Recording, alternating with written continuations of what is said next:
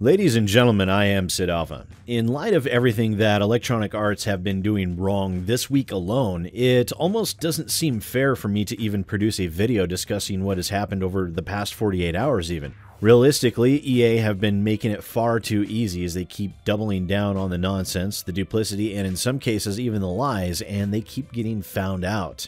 So what has been going on with EA? Well, there are three major points of contention. Let's take them one at a time.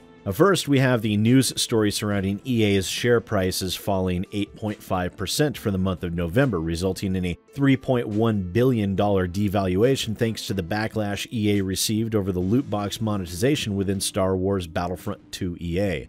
A fact that many gamers and sites have been celebrating over. CNBC even released an article titled EA's Day of Reckoning is Here after Star Wars game uproar, $3 billion in stock value wiped out. And while this was a noticeable dip in stock prices for EA, this is by no means the punch to the jaw of EA that many are assuming.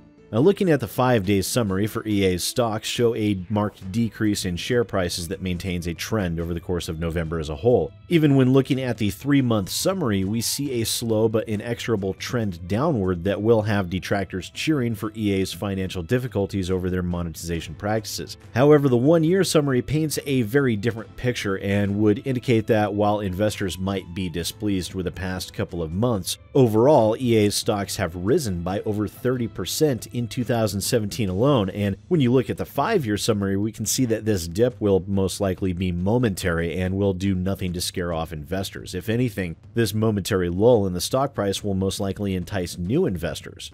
So what does this mean for gamers? Well, believe it or not, this is still a victory of a sort. This was a small taste of what gamers might be capable of if they are united against a common foe, in this instance, namely loot boxes and pay-to-win game mechanics. To companies like Electronic Arts, this might seem as nothing more than a stern look over being presented with something distasteful, but a journey of 1,000 miles still begins with a single step, and this shows that many gamers are indeed taking a step in the right direction. Now, if this sort of thing happens more than once, EA will be forced to at least slow down and take stock of just how predatory their business practices are and how much they're willing to alienate their customers. The second in our list of EA's persistent foot and mouth disease comes in the form of EA Sports UFC3. Now, recently, EA has sent out invitations to the beta release of the game, boasting a large number of supposed improvements to the game over previous iterations. Although it would seem that EA's doggedly determined behavior in relation to loot boxes and predatory microtransaction implementations has continued unabated in UFC3, and it's been reported as being even worse than what we saw in Star Wars Battlefront EA, as it appears to be fully pay-to-win, with the fundamentals of the game like striking, grappling, and submission moves being able to be significantly improved through the use of boosters that can only be obtained via the loot box system within the game. And as I'm not one of the quote-unquote lucky ones to gain access to the beta of the game, and I can't for the life of me imagine why that would be, I have been unable to inspect these systems for myself. However, from everything that I've researched, it appears to be very similar to what we've seen with Star Wars Battlefront EA, and I'm going to quote an excerpt from an article on Astute Gaming. Link to the full article will be in the description below. In it, they said the following: every single technique, ability, fighter, and stat roll is entirely acquired and upgraded through the loot box system. A brand new player fresh out of the tutorials can dump $1,000 into the game, acquire the rarest of loot drops, and immediately jump into online competition with a beastly custom fighter that has an exceedingly large health pool, vastly improved endurance, and substantially stronger strikes than the average player who simply pays the $60 price of admission. The higher the rarity of the item, the more significant the improvement overall. Now, pressing the square button to throw a punch at an opponent, quite literally the simplest and most obvious mechanic in an MMA game, perfectly exemplifies the absurdity of the microtransactions in question. A base-level jab will do minimal damage to online opponents. However, a fighter that purchases a loot box and acquires a 5-star rarity level jab will not only have a more efficient and powerful technique in combat, but will also be treated to a host of stat increases in all regards, making their player undeniably better in every scenario. Furthermore, UFC3's Ultimate Team mode has added the ability for players to unlock real fighters and use them as part of their group online. Yet again, this system is bogged down by the implications of microtransactions, as the rarer fighters have the higher base level statistics and will outright perform better.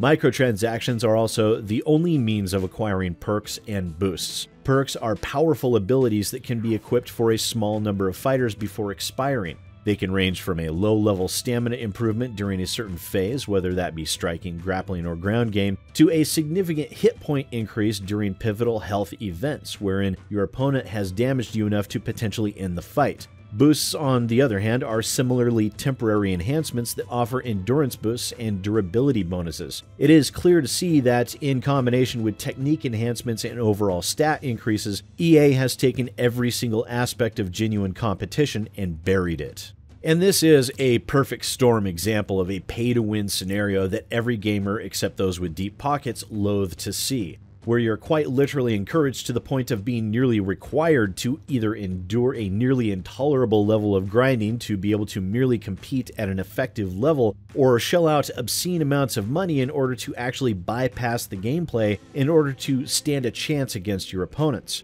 It is a truly abhorrent system that I hope the sports game enthusiasts out there will take a page out of Battlefront 2 EA's book and simply not buy the game. Cancel your pre-order if you have it, and wait patiently for the reviews to make certain that you do not fall victim to these cynical business models. For our third topic, we will have to direct our focus back to Star Wars Battlefront 2 EA and the loot box mechanics within the game. And many of you have asked why the game's loot box systems couldn't be cosmetic only, or why more customization options weren't offered to begin with.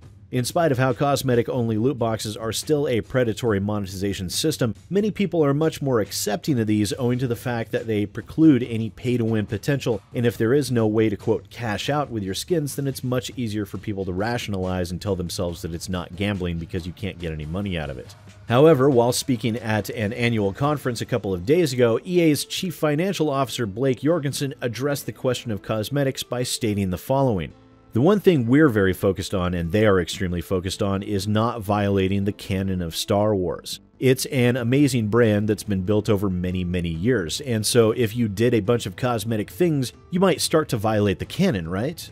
A Darth Vader in white probably doesn't make sense versus in black. Not to mention you probably don't want Darth Vader in pink. No offense to pink, but I don't think that's right in the canon.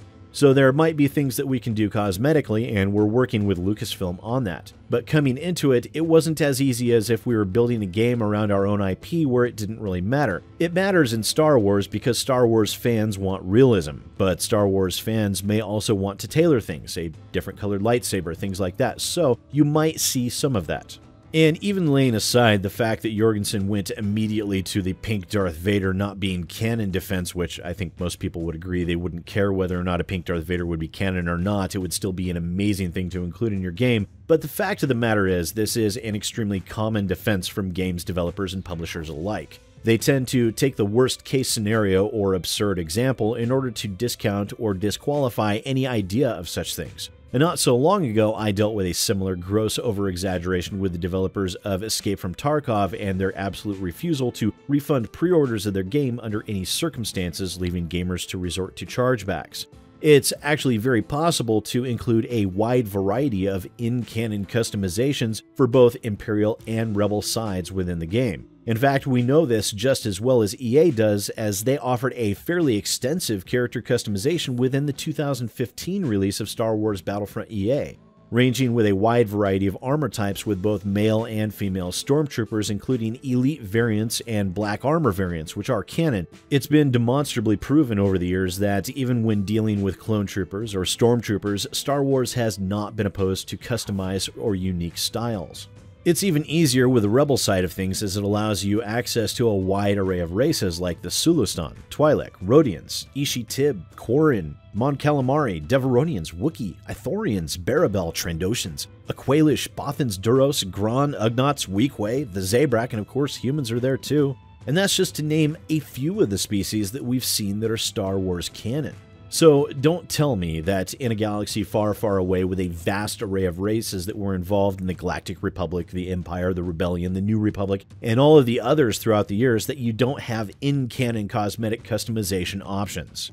To assert so emphatically to the contrary is nothing short of a lie in order to support your pay-to-win microtransactions, or at the very least, to mask some other form of injunction by Disney against EA and their use or limitations in regards to the Star Wars IP, which again doesn't make sense as we've seen similar customizations in the first Star Wars Battlefront EA game released in 2015.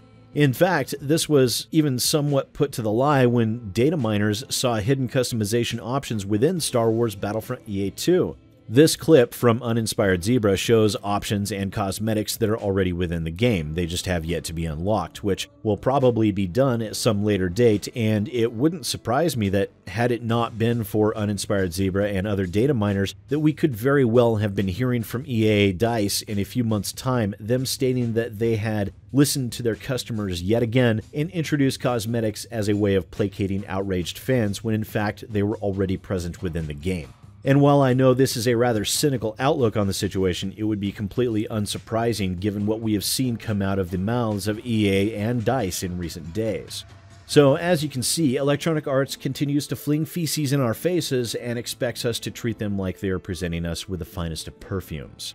They seem willfully oblivious to the fact that the Star Wars Battlefront 2 EA launch was a complete disaster on their part, compounded by their unbelievable greed, their shameless corporate doublespeak in the face of people that would more than willing to simply accept some basic truth instead, and their continued reliance on the blatantly predatory monetization practices. It's abhorrent, and it makes me not want to buy an EA title in the future as a result of how they've treated and continue to treat their customers in these instances, which are growing far too numerous to ignore. But as always, please do let me know what you think down in the comments below, and thanks to YouTube's continued willful, partial, or full demonetizations on most videos on this channel, I'm forced to remind everyone that I do in fact have a Patreon in order to help make up the difference. If you like what I do on this channel and would wish that I am able to continue doing it, maybe consider donating $1 to the cause. Even that $1 contribution grants you access to the Patreon-only areas of my Discord and access to the monthly Patreon-only AMA livestream. Not to mention it gets me one step closer to being able to take my channel full-time for you guys. Donations of $20 and up will get you special recognition in the descriptions of my videos as long as you remain a supporter of the channel, and special thanks to those 20 and up members and especially the $100 elites. Your generosity never ceases to amaze me. Those contributors are listed down in the description below. Please do give them a shout out for me. Well, once again, ladies and gentlemen, I am SidAlpha, and I'll see you next time.